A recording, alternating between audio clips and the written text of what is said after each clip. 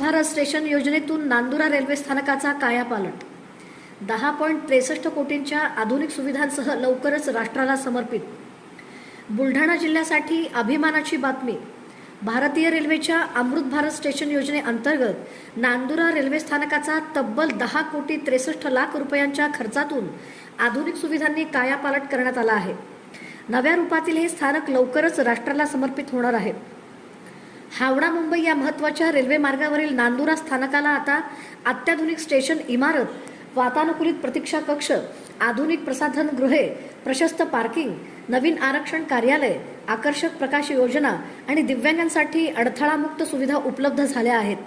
दररोज 4,500हून अधिक प्रवाशांची वर्दळ असलेल्या या स्थानकामुळे प्रवास अधिक सुरक्षित, आरामदायी आणि सुलभ होणार आहे.